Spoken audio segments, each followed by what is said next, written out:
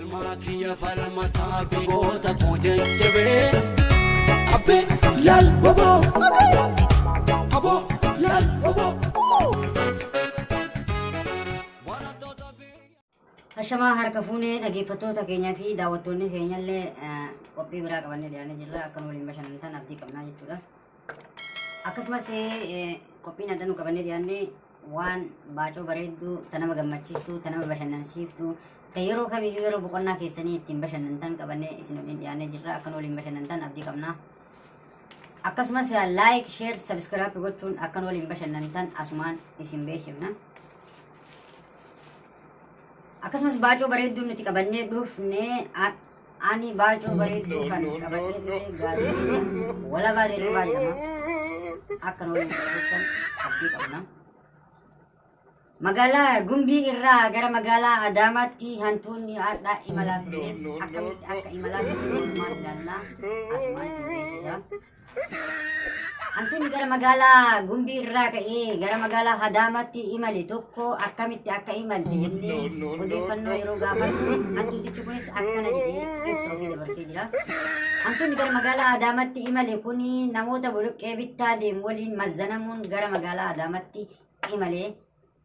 Hantuutichi kun akkamitti akka imalte namoonni hedduu yeroo gaafatan yookiin saayinbal isaa namni lama tisiisaa fi injiraan akkana jedhanii ibsuu danda'an. Hantuutichi magaalaa Gumbii irraa ka'ee gara magaalaa Adaamaa imale kun naggaadee midhaan yookiin boloqqee bitatu tokko waliin gara magaalaa Adaamaatti erga imaleen booda achittis mazzanamuun keessaa bahee gara dallaa ofiitti seene jedhanii jiru. Akkasumas tisiisi tokko magaalaa Burraayyuu irraa ka'ee gara magaalaa Adaamaatti imale akkamitti akka imalte jennee yeroo gaafannu taajira tokko mataa gubbaa ta'een gara magaalaa Adaamaa dhufee jedha. Tisiisicha kanaan gara magaalaa Adaamaa akkamitti dhufte jennee yeroo gaafannu tisiisichi kun taajira kana mataa gubbaa taa'uun gara magaalaa Adaamaatti erga imalee booddee sana booda gara dallaa hantuutichi jiru sanitti imale. Yeroo gara dallaatti imalee hantuuticha san argu hantuuticha kan ammoo waan du'e see gubbaa taa'ee hin duune hin jiraa jedheen. Akkamitti dhufte jennaan an magaalaa Burraayyuu irraa dhufee taajira tokko mataa gubbaa isaa taa'ee jedheen waliin haasayan. Haasawaa kanas walumaan hubanne. Ati immoo akkamitti dhufte jedhee gaafate tisiisichi an miizanaan dhufee mazzanamee dhufee jedheen. Anillee immoo taajira mataa gubbaa taa'een dhufee jedhe. Beeksisni isaa akkana fakkaata. Inni sadaffaa immoo Hinjiraan gammoojjii Saaraa irraa ka'uun gara magaalaa Adaamaatti imalan. Akkamitti akka imale immoo walumaan hubanne. Hinjiraanichis akkana jedhe. Hiyyeessi gammoojjii Saaraa keessa jiraatu tokko gara magaalaa Adaamaatti imaleen erga jedheen booda uffata san ofirraa baasee gatuun gara uffata haaraa innaa jijjiiratu uffanni sun darbaa inni darbeen hantuuta gubbaa bu'e. Egas booda hantuutichallee waan du'e si'ee hin nyaadha yeroo jedhu Hinjiraan asumaan hubanne. Hantuutichi jiraachuu isaa erga mirkaneeffateen booda isaan nama sadi ta'an. Nama sadi erga ta'aniin booddee dura taa'aa filachuu eegalan. Dura taa'icha isaan filachuu barbaadan keessaa isa tokko sadarkaa olaanaa kan argate hantuuta. Hantuunni miizanaan waan dhufeef. Egas booddee imala ofii jalqabuudhaaf waliin marii adeemsisan. Marichi isaan adeemsisan. Marichi isaan adeemsisanii erga gara magaalaa biraatti hin imallaa jedhan tisiisichi gara magaalaa Finfinneetti imallu malee hin taane jedheen. Akkamitti akka imalan immoo dura taa'ummaa fudhatee. Magaalaa Finfinneetti erga imalleen booda eessa qubanna jedhee tisiisichi gaafannaan 4 kiiloo gallu malee hin taanu jedheen. Akkamitti 4 kiiloo galla jedhamu.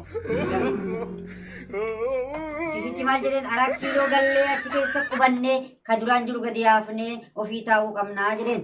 Kanaan durallee mataa taajiraa gubbaa ture jedheen. Dura taa'ummaa hantuunni fudhachuun hantuunni kiiloo mazzanamee waan dhufeef an 4 kiiloo san hin seenu irraa bu'ee kiiloo seenu malee jedhee dide. La'a jedhaniin. Goota yoo taate 4 kiiloo seenii jedheen.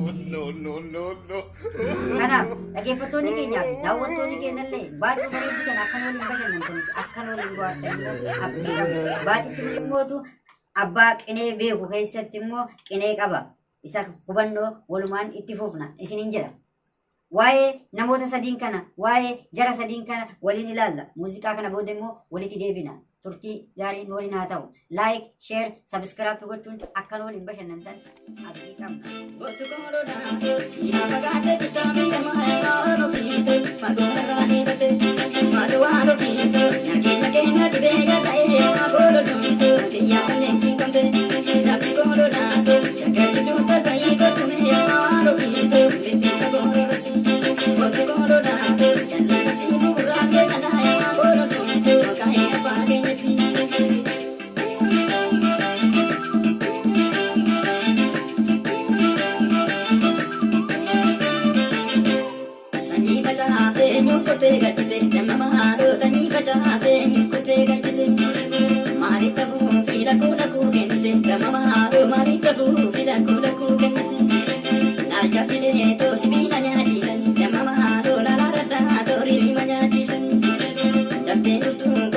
Dorsi